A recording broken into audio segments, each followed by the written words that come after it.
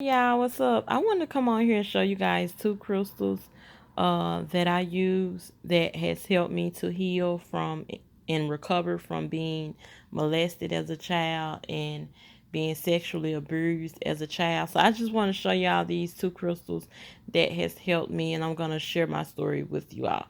So one of these crystals is called black onyx and the other one is called amethyst. Amethyst has helped me to open up my heart chakra and release all the anger and guilt, frustration that was pent up inside of me. So amethyst helped me to release that, and it helped me to forgive. And yeah, forgiving was the hardest part. But black onyx, like the feelings that I would feel from uh, when I think about it, you know what I'm saying? Anytime I hold this in my hand and close my hand, all of those feelings just go right into this, and it just keeps, those feelings from, further causing more damage. But anyways, once I told my story to the therapist, like my whole entire story, she was crying. I looked up and she was crying herself. Like she made me feel so comfortable to just vent to her. So first and foremost, I would just say, like, if you've been sexually abused as a child and molested as a child, you're gonna feel violated. I know from my story, I felt violated. I felt ashamed. I blame myself because my story is a little different. I ended up telling my mom, and she trusted him, more so than she trusted me. So she told me it was my fault. First, she didn't believe me, and she told me, "Well, if it did happen, it's your fault. You how hot you are in the ass, but I wasn't hot in the ass. Not like she thought I was. But anyway, stop blaming yourself first and foremost because it's not your fault. Just know that it's not your fault. Realize that it's not your fault. You were violated. You know what I'm saying? You were taken advantage of by somebody that was either in a position uh, to protect you. You know what I'm saying? Mine, it was a friend of the family. You know what I'm saying? So, like, he abused that trust, which really, I really feel like I was a sacrifice. I really feel like it just didn't happen all of a sudden. Like, it wasn't no coincidence. It was just, I feel like this purposely, it was planned. That's what I feel like, it was planned, because when he was touching me and stuff like that, my mom was on the front seat with her back turned. Like, he was bold enough to touch me and play with me and do things with me while she was in the car on the ride to Florida. You know what I'm saying? On a long vacation ride to Florida. This is what this man was doing while we were in the vehicle. So he did not care. But then on top of that, she allowed me, when I think about how things happen, she allowed me to go with him one night. This is when it really took place. It's this night. It happened, two times this happened. And she allowed me to go with him. Why would you allow a 14-year-old child to go with a 30-something-year-old man at night? Now, keep in mind, my mom was real strict. She didn't allow us to have no friend girls come over to the house or none of that. We weren't allowed to go. No. So why would you allow a 14-year-old girl to go with a 30-something-year-old man at night in a rural area? Right. And he pulled the car over, and that's when he made his move. He had already knew my story because she had already painted the picture out of me. So anyways, but let me talk to y'all and let y'all know what helped me throughout my journey from recovering from being abused sexually as a child. Listen, first and foremost, I had to educate myself. I had to educate myself, and awareness is the first step into resolving any situation. Making yourself aware, bringing it to your attention, bringing it to your subconscious mind.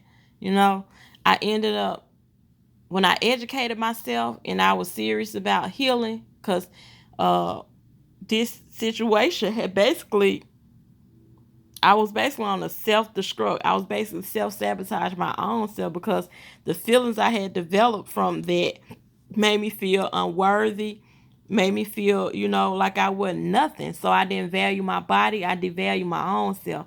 I didn't, give a damn. I was very permit whatever that damn word is. Y'all know what I'm talking about. Running around. Yeah, it made me not give a damn. And even though I didn't enjoy sex, I didn't enjoy it. They would get the pleasure out of it, but I did, and I was just doing it because I hated myself. I really hated myself. Yeah, I really did. Other people's actions caused me to hate myself. Ain't that something? But anyways, just know that you can heal from this. You can successfully heal from this, and it won't affect to the point where it won't affect your life. So always remember you are not alone in this. It caused me to feel worthless, like I said. Studies show 1 in 6 boys and 1 in 4 girls are sexually abused by the age of 18. And a lot of this stuff I wrote down because I didn't want to forget. Because I tend to I tend to be forgetful. So just bear with me. But number 2, realize that it's not your fault. See, I blame myself because my mom blamed me. So I in turn blame myself. And I said, this is my fault. But how could this be my fault?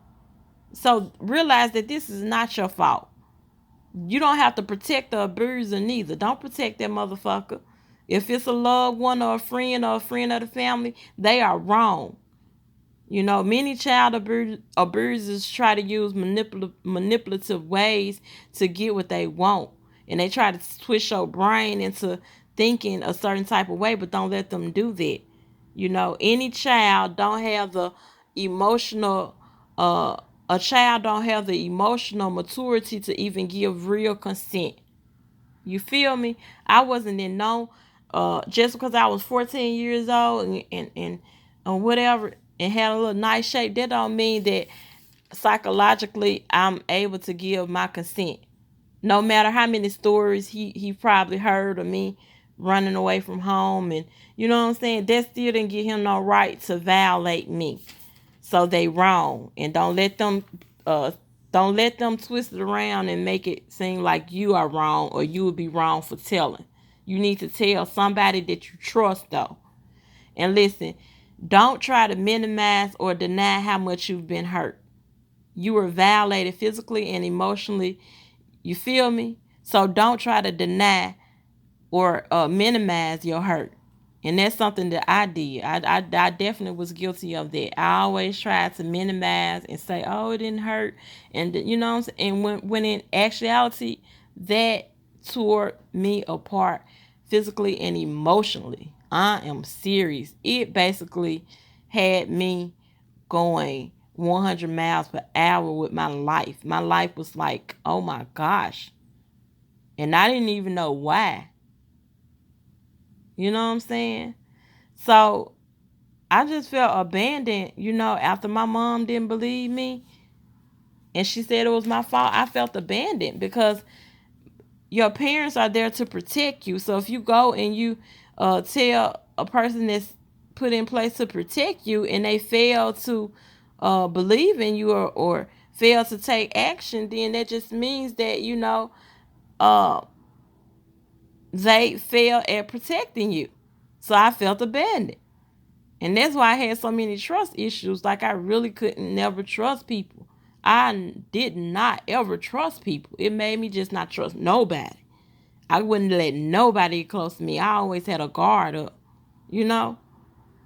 I'm serious. So I'm just saying like when let's see, when one's first exposure to sex is that of abuse for another person's pleasure, it definitely affects the victim.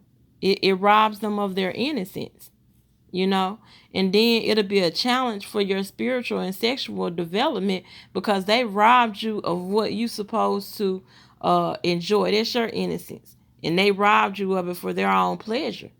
So that's why, like, when I would have sex with people and stuff like that, they would get the pleasure out of it, and I wouldn't, because I didn't care, and I was just doing it uh that was like one of my coping mechanisms, but it was hurting me, it was damaging me. Because y'all, listen, you don't need to be out here having sex with no any and everybody. It's not gonna solve the problem. You gotta really heal from this. And if these feelings are not uh properly being dealt with, it can lead to intense feelings of self-loathing and self-hatred, and it creates fear. And fear leads to mistrust of others. And fear also creates grief, unnecessary grief, because in actuality, it would be unjustified karma because you didn't do anything wrong, but you was told, or if in my case, I was told, that it was my fault and it wasn't. And also, I developed a lot of rage and a lot of anger. And see what happens. That was my way of coping with all of the shit that had happened to me. I also got sexually abused by a principal. Yeah, he sexually abused me. But that's a whole nother story. So I'm gonna just stick to the original story. But yeah, I have stories for days for y'all, like seriously. But anyway, the rage and the anger is how I cope with what had happened to me when I was younger, and even in my 20s. I had a lot of rage and anger inside of me. And what happens is, with that rage and anger, when you suppress it and ignore it, it can lead to additional emotional issues, and it can prevent you from healing. Okay? Because listen, that the sexual abuse don't define you. That don't define you. Don't let that define you. And in my case, back then, that's what I was doing. I was letting it define me, by sleeping with people and sleeping with any. No, it don't define you. Find someone you can talk to, but be selective. Like I said, I would suggest a professional or somebody that you really can trust. And I say professional therapists because they're trained and they're highly educated to help you. You can even look up like different kind of support groups and things of that nature. They're trained too, but I just wouldn't go to know anybody that can't give you no real insight on it. You know what I'm saying? Because uh there's ways to cope with this, you know. And but overall the goal is to heal from this. So I don't want to see any young girl or anybody go through what I had to go through. And I went through so much additional shit because I didn't properly heal myself. I ain't know nothing about healing myself. Like seriously, you know. But now I'm able to talk about my past, and I'm not ashamed of what happened to me anymore. I'm not embarrassed. And it's common to feel feelings of shame and embarrassment, but let that go because you ain't got nothing to be ashamed of. Nothing. I hope my story can move and inspire somebody to want to heal themselves. You know what I'm saying? Like, it's okay. It's gonna be all right. And I'm not gonna say just because you forgive that person, you will still be stuck with that, because that's something that happened to you and it's a traumatic event. So you're still gonna be stuck with it, you know. But at least you will have the correct tools, and you'll be educated on how you can go about your journey without letting this self-destruct you, or letting this destruct your life or get in the way of your future, relationships and things of that nature. So I hope this has been useful for you all. And always remember, I'm here for you. If you want to talk about things of that nature, you can talk about it, but don't feel ashamed, don't be embarrassed. And also, it's not your fault. It is not your fault. Okay? I love you guys. These are the 3 H's: healing, staying healed, staying healthy, and staying happy. Okay? Those are my 3 H's right there: healing, happiness, and health. Okay? Bye bye.